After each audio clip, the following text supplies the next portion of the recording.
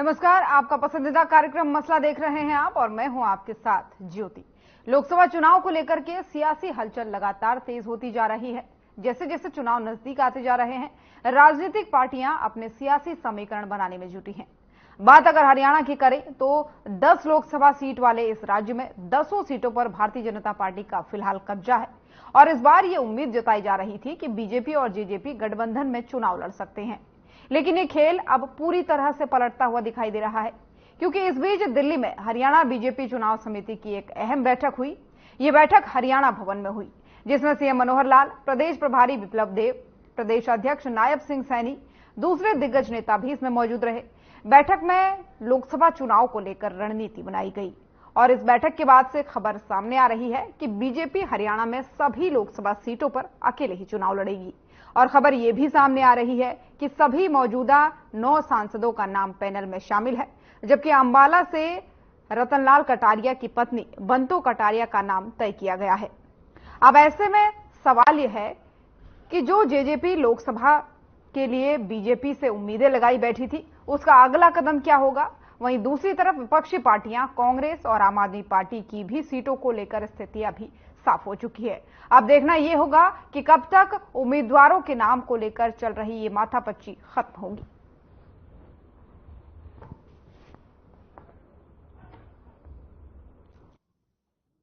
हरियाणा प्रदेश में लोकसभा में इतिहास दोहराएगा। पिछली बार 10 के 10 कमल के फूल मोदी जी की झोली में डालने का काम हरियाणा प्रदेश ने किया था। एक बार फिर से मोदी सरकार का संकल्प हरियाणा प्रदेश की जनता ने लिया है और 10 की 10 सीटें कमल के फूल पर हरियाणा प्रदेश में भारतीय जनता पार्टी विजयी होगी। माननीय मुख्यमंत्री जी और हमारे प्रभारी जी भी स्पष्ट कर चुके हैं कि हरियाणा प्रदेश में 10 कमल के फूल खिलेंगे।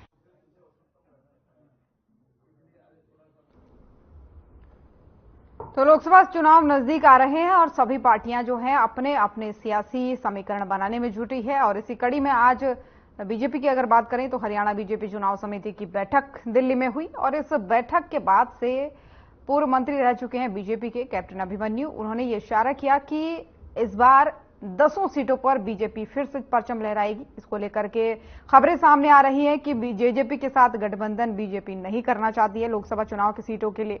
अब ऐसे में देखने वाली बात होगी कि क्या कुछ बीजेपी का निर्णय रहेगा। और ऐसे में बात करें अगर विपक्षी पार्टियों की, तो वो भी लगातार चुनावी तैयारियों को लेकर जुटी हुई है और विपक्षी पार्टियों में आम आदमी पार्टी और कांग्रेस की जो है गठबंधन में सीटों का बंटवारा हुआ है। एक सीट पर कुरुक्षेत्र से आम आदमी पार्टी लड़ने वाली है, जिसमें उम्मीदवार का नाम भी घोषित हो चुका है और बाकी की 9 सीटों पर कांग्रेस लड़ने वाली है।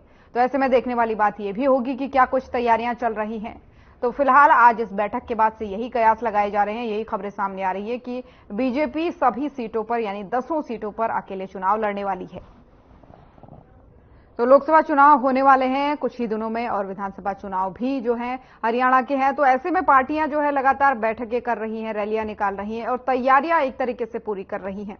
बात करें बीजेपी की, तो खबरें सामने आ रही है कि गठबंधन में नहीं बल्कि अकेले स्वतंत्र रूप से 10 सीटों पर अपने उम्मीदवार उतारने वाली है बीजेपी। और विपक्षी दलों की बात करें तो गठबंधन बनकर के सामने आया है, जिसमें एक सीट पर आम आदमी पार्टी लड़ने वाली है और बाकी की 9 सीटों पर कांग्रेस लड़ने वाली है। बात करें इनेलो की, तो इनेलो ने भी 10 सीटों पर खुद चुनाव लड़ने का ऐलान बीते दिनों किया था। अब ऐसे में तैयारियां क्या कुछ पार्टियों की हैं, क्या कुछ इंतजाम है, कैसी रणनीति है, इन सब पर चर्चा आज होगी। और फिलहाल जो है खबर यही सामने आ रही है कि लोकसभा चुनाव को लेकर के पार्टियां अपनी लगातार कमर कस रही हैं।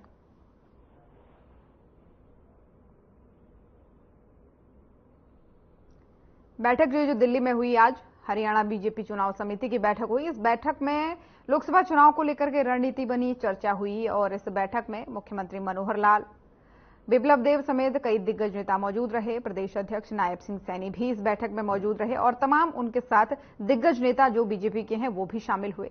इसमें रणनीति बनाई गई और समीकरण बनाए गए कि किस तरीके से लोकसभा चुनाव के लेकर के क्या कुछ तैयारियां होंगी।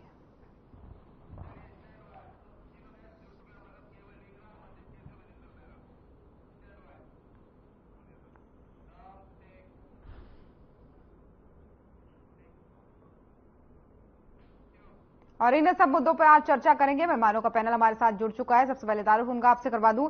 विजेंद्र नेहरा जी प्रवक्ता बीजेपी हमारे साथ जुड़ चुके हैं। केवल ढींगरा जी प्रवक्ता कांग्रेस हमारे साथ जुड़ चुके हैं। अमनदीप केसरी जी प्रवक्ता इनेलो हमारे साथ जुड़ चुके हैं। सबसे पहले आप सभी मेहमानों का बहुत बहुत स्वागत है। शुरुआत विजेंद्र जी आपके साथ करना चाहूंगी। आज हरियाणा बीजेपी चुनाव समिति की बैठक हुई दिल्ली में और लोकसभा चुनाव को लेकर के इसमें चर्चा हुई। बैठक के बाद से आपके पूर्व मंत्री हैं हरियाणा के, उन्होंने ये इशारा किया, फिर ये कहा कि 10 सीटों पर इस बार बीजेपी फिर से कमर खिलाएगी। क्या इसका अर्थ ये माना जाए कि बीजेपी जेजेपी के साथ गठबंधन करने के मूड में नहीं है?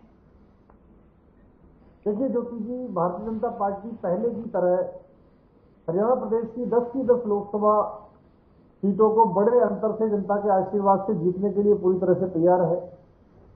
भारतीय जनता पार्टी की जिस तरह से तैयारियां बहुत तेज गति के साथ लोकसभा चुनाव को लेकर चली हुई है, उसको देखते हुए कांग्रेस पार्टी के जो बड़े बड़े नेता हैं वो आज चुनाव लड़ने से डर रहे हैं। लोकसभा चुनाव को लड़ना नहीं चाहता है। भारतीय जनता पार्टी ने 2019 के लोकसभा चुनाव में जब 10 की 10 लोकसभा सीट हरियाणा प्रदेश के अंदर जीती थी तो ज्योति जी बड़े अंतर से जीती थी। हमारी करनाल की सीट पूरे देश भर के अंदर जीत के अंतर के मामले में दूसरे नंबर पे थी और मेरे अपने गृह जिले फरीदाबाद की जो सीट है वो पूरे देश भर के अंदर तीसरे नंबर की बड़ी जीत थी। माननीय कृष्णपाल गुर्जर जी यहाँ पर तीसरे नंबर पे देश में जीते थे। इसके साथ साथ भाजपा एक दिन में ही 10 की 10 लोकसभा सीटों के अंदर हम लोग चुनाव कार्यालय खोल चुके हैं। विकसित भारत संकल्प यात्रा के माध्यम से जो विकसित हरियाणा का संकल्प माननीय प्रधानमंत्री नरेंद्र मोदी जी और माननीय मुख्यमंत्री मनोहर लाल जी ने लिया, इस यात्रा के माध्यम से सही मायने में जो लाभार्थी जिसको लाभ मिलना था, जो पात्र व्यक्ति था, उसको सरकारी योजनाओं का लाभ हमने घर जाकर के दिया है। आज दिल्ली के अंदर हरियाणा भवन में माननीय मुख्यमंत्री श्री मनोहर लाल जी, माननीय प्रदेश प्रभारी श्री विप्लव देव जी और माननीय प्रदेश अध्यक्ष श्री नारायण सैनी जी के नेतृत्व में भाजपा चुनाव समिति की जो बैठक है उसमें काफी हद तक चीजों को हमने जो हरियाणा प्रदेश के अंदर चुनाव की दृष्टि से, उम्मीदवारों की दृष्टि से उस पर मंथन किया है। इसके साथ साथ देश में और हरियाणा प्रदेश के अंदर भारतीय जनता पार्टी 2019 की तरह ही 2024 में भी जीत की हैट्रिक लगाएगी, मुझे पूरा ऐसा विश्वास है। आज हमारे विपक्ष में कांग्रेस पार्टी हरियाणा प्रदेश और देश के अंदर जिस तरह से कांग्रेस पार्टी की जो स्थिति है, जो कमजोर हुई है, ले दे के कांग्रेस पार्टी के पास में 1-2 राज्य बचे हैं ज्योति जी। आज हिमाचल प्रदेश के अंदर कैसा घमासान कांग्रेस पार्टी में मचा हुआ, हरियाणा प्रदेश के अंदर कांग्रेस के नेताओं में आपस में लड़ाई है, झगड़ा है, इनका पिछले 15 साल से संकट नहीं है, इनका नेतृत्व बहुत कमजोर है और भ्रष्टाचार और परिवारवाद से ग्रस्त है कांग्रेस पार्टी। चुनाव में ढींगरा जी बने हुए हैं, इन्हीं से जान लेते हैं। 10 सेकंड में कंप्लीट कर रहा हूँ मैडम। आज मैं बताना चाहूंगा आपको कि हरियाणा प्रदेश के अंदर भारतीय जनता पार्टी और देश के अंदर भी भारतीय जनता पार्टी तीसरी बार जनता के आशीर्वाद से सरकार बनाने के लिए पूरी तरह तैयार है। ठीक है विजेंद्र जी, केवल ढींगरा जी बने हुए हैं, उन्हीं से जान लेते हैं उनका क्या कुछ प्लान है। क्या वाकई में ढींगरा जी, क्या वाकई में कांग्रेस नेता अपने आप को कमजोर महसूस कर रहे हैं, बीजेपी के सामने खड़े नहीं होना चाहते? 10 साल में बीजेपी ने हरियाणा के अंदर किया क्या है? सबसे बड़ी बात तो ये है, अगर हम 10 साल की इनकी गिनती गिने तो सबसे ज्यादा भ्रष्टाचार जिस सरकार ने फैलाया हरियाणा के अंदर वो अपना गुणगान कर रही है। और आपको ये बताना चाह रहा हूं कि आज किसानों की हालात क्या है ये आपसे छुपी थोड़ी है। और हरियाणा के अंदर करीबन 750 किसान पहली जब किसान लोग सड़कों पे बैठे थे तब शहीद हुए, और अब जो है किस तरह से रबड़ की गोलियां और दूसरी गोलियां और जिस तरह से बोल्डर और जिस तरह से पिटाई हो रही है सरपंचों की और किसानों की, और जिस तरीके से उनके ऊपर अश्रु गैस के गोले छोड़े जा रहे हैं और जिस तरीके से किसानों के साथ दुर्व्यवहार ये पार्टी कर रही है, ये तो सारी हरियाणा की जनता जानती है।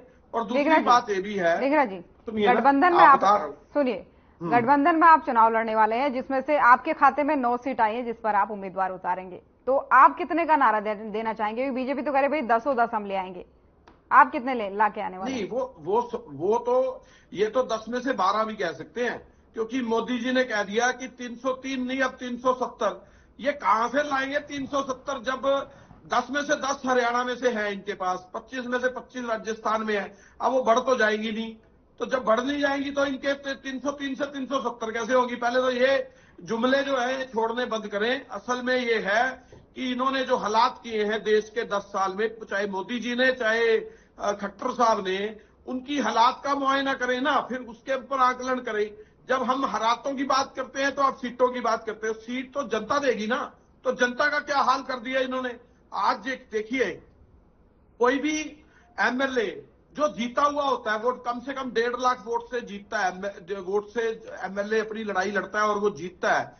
आप ये देखें, जो जीता हुआ एमएलए है उसको धरपकड़ योजना के तहत उठा करके ले जाते हैं, या सीआरपी के द्वारा, कभी किसी की चीज के द्वारा, कभी सीबीआई के द्वारा, कभी ईडी के द्वारा। आप ये देखिए, उस जनतंत्र का अपमान कौन कर रहा है, क्योंकि उसको वोट तो दी है कांग्रेस को, कांग्रेस के एमएलए को वोट तो दी है लोगों ने। आप उसके चुने हुए एमएलए को उठा के लेके जाते हैं जिस समय, उस समय आप कौन सा लोकतंत्र पैदा करते हैं और कौन सा वो करते हैं। क्या देश देख नहीं रहा इस बात को? ठीक, आपको वोट दे नहीं रहे लोग। डींगरा जी लौटूंगी आपके पास। टोटल वोट आपको 22 करोड़ मिली थी, 32 करोड़ इंडिविजुअल गठबंधन इंडिविजुअल दल को मिली थी और 12 करोड़ कांग्रेस को मिली थी। 32 और 12 44 करोड़ हो चुके हैं।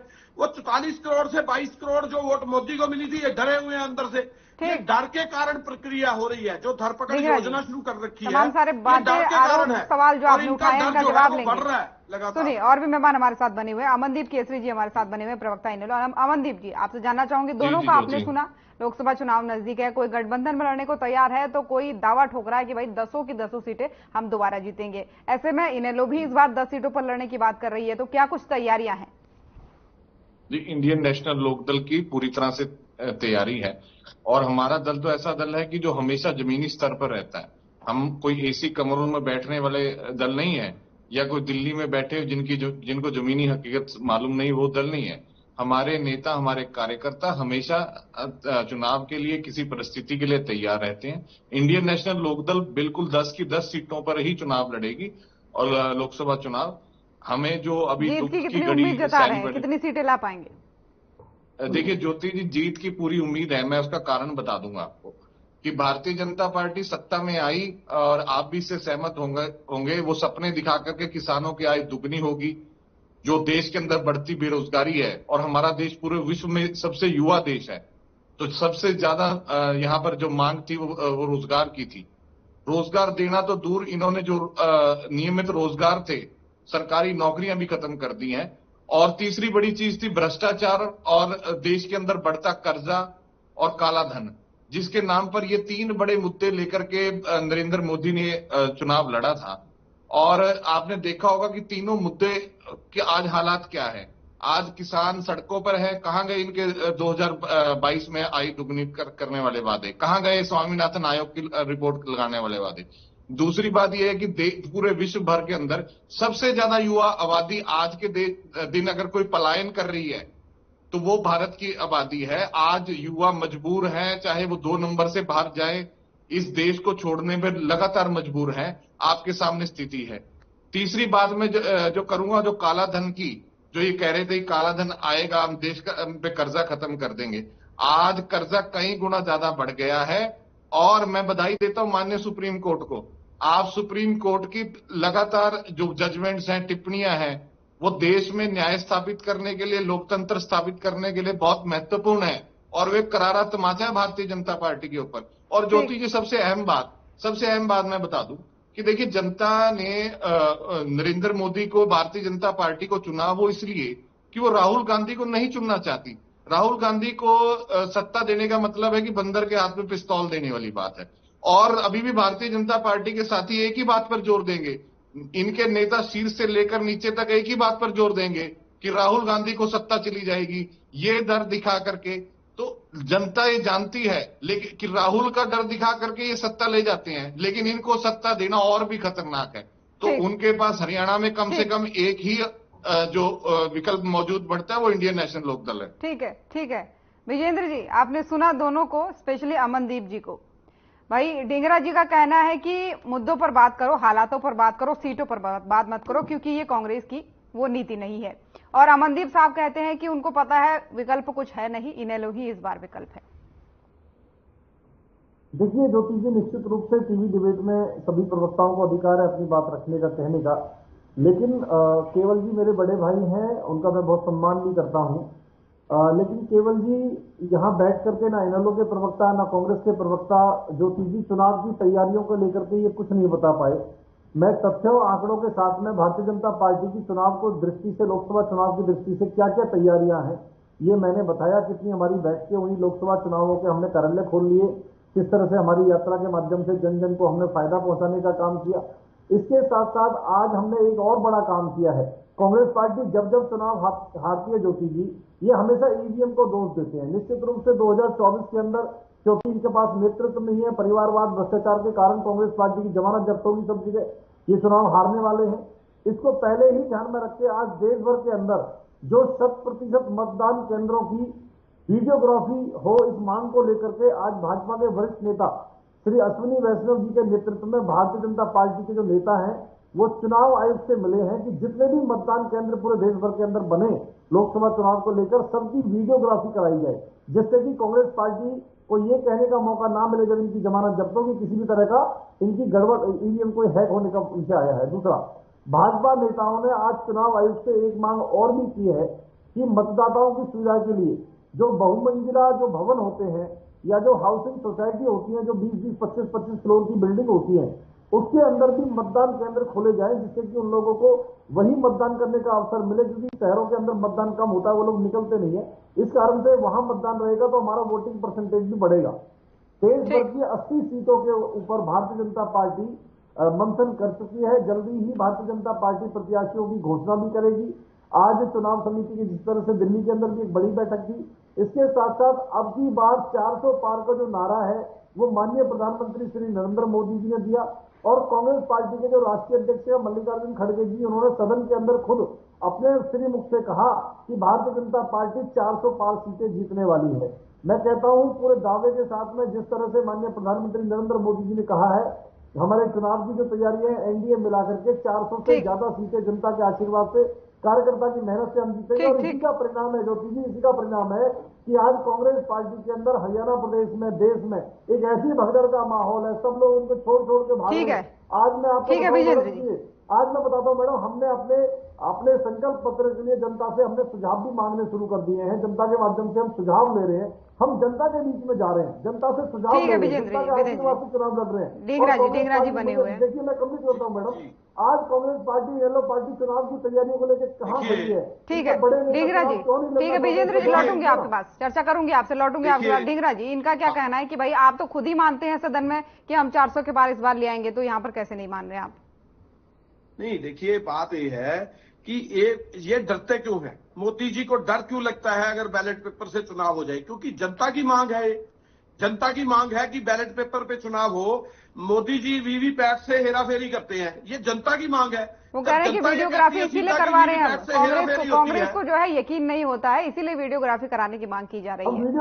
वीडियोग्राफी से क्या हो रहा है? मैं कह रहा हूं बैलेट पेपर से चुनाव जनता की मांग है। जब जनता की मांग नहीं मान रहे तो वीडियोग्राफी चाहे 10 बार करा लो। जब वो वीवीपैट की मशीन में ही शरारत करते हैं तो आप उसकी वीडियोग्राफी से कैसे पार पालेंगे? मैं ये कह रहा हूं कि मोदी जी को बैलेट पेपर से चुनाव कराने से डर क्यों लगता है? ये सवाल का जवाब देते हैं? नहीं देते। 20 करोड़ रोजगार 10 साल में मोदी जी ने दिए हैं क्या? 15-15 लाख रुपए लोगों के खाते में आए हैं क्या? C2 फॉर्मूला आए दुगनी हुई है क्या? 100 स्मार्ट सिटियां बन गई है क्या? कर्जा 205 लाख करोड़ जो हो गया है वो किस बात पे लिया है और पैसे कहां गए हैं? इस बात का इनके पास रिकॉर्ड है क्या? किसान पिट रहे हैं, कर्मचारी पिट रहे हैं, किसान बिजनेसमैन की जीएसटी से बुरी हालत है। आप सुनिए ना, मोदी जी की तो सभी गारंटियां फेल है। जब मोदी जी की सभी गारंटियां फेल है तो जीतेंगे कैसे? सवाल तो ये है। तो एक सवाल और सुन लीजिए मेरा, 500 पार कहें या 600 पार कहें, इस बात का सवाल ही नहीं है। सवाल ये है कि मोदी जी भारत की जनता का सम्मान क्यों नहीं कर रहे? और भारत पूछूंगी विजेंद्र जी बने हुए हमारे पास, लेकिन आप मेरा एक सवाल तो सुन लीजिए।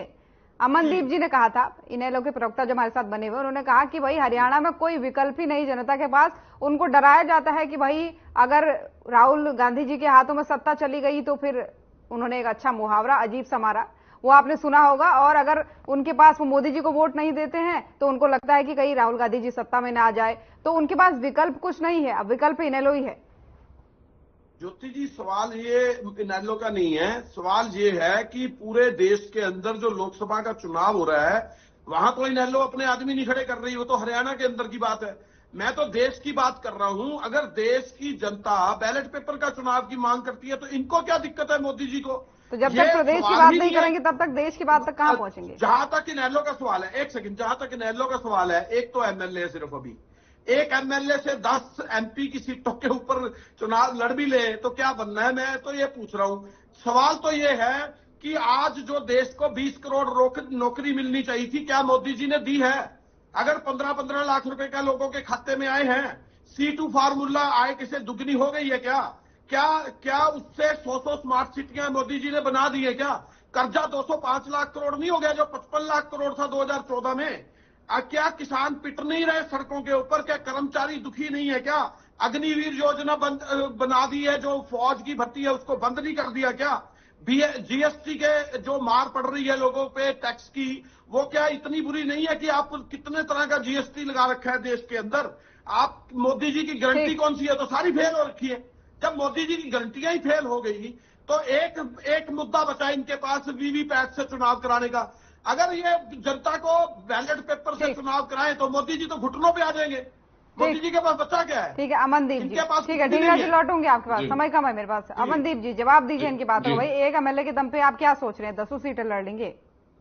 नहीं ज्योति जी, अगर भारतीय जनता पार्टी अगर 10 लोकसभा जीत रही है, पहले जीती है, तो इनसे पूछिए कि कई दशकों तक उनके दहाई का आंकड़ा भी छूते नहीं है। एक 2 एमएलए रहे हैं और एकदम वो 4 एमएलए से 40 एमएलए और 10 लोकसभा कैसे जीत गए? ये तो लोकतंत्र का पर्व है, जनता ने चुनना है। आप एक भी, अभी केजरीवाल जी के पास एक भी विधायक नहीं था, इन्होंने कैसे अपनी कांग्रेस पूरी साफ करवा दी दिल्ली के अंदर? ये जनता का, यही कांग्रेस की बहुत बड़ी भूल है। ये जनता का चुनाव है, जनता जिसको चाहे चुन सकती है। वो कुछ जरूरी थोड़ी है कि एक एमएलए हो, 20 हो, 200 हो, 400 हो। अभी समाजवादी पार्टी के 200 से ज्यादा एमएलए थे, कांग्रेस की सरकार थी राजस्थान के अंदर, 100 से ज्यादा एमएलए थे, एक भी एमपी नहीं जीत पाया। ये तो तर्कहीन बात है और इससे तो वाकिफ भारतीय जनता पार्टी के मेरे साथी प्रवक्ता भी रखते होंगे, क्योंकि लगातार कई दशकों तक इनके 2-2, 3-3 एमएलए रहे हैं। एकदम से सत्ता में आ जाना और एकदम से 46 एमएलए बनना या 10 लोकसभा सीटें जीतना, ये लोकतंत्र का पर्व है। जनता जिसको चाहेगी उसको चुनेगी। मैं बात यहां पर यही कह रहा था, ये अकेले देश के प्रधानमंत्री चुनने के सवाल के साथ साथ हमारी लोकतंत्र प्रणाली के अंदर सबसे पहले सांसद चुनना है और सांसद प्रदेश की जनता अपने प्रदेश के हितों को ध्यान में रखकर चुनेगी ताकि उनकी बात वो संसद में जाकर उठा सके। विजेंद्र जी आपसे जानना चाहूंगी, ये कह रहे हैं कि भाई बात हो रही है बैलेट पेपर से चुनाव कराने की, आप कह रहे हैं इस कैमरों का क्या हो जाएगा? ये कह रहे हैं असली घोटाला तो ईवीएम में है। मेरा एक सवाल है केवल जी से कि देश के अंदर ईवीएम से चुनाव कराने की शुरुआत किसने की? और कांग्रेस पार्टी के शासनकाल में जब ईवीएम से चुनाव होते थे उस समय ये अच्छा सुझाव इन्होंने लागू क्यों नहीं किया?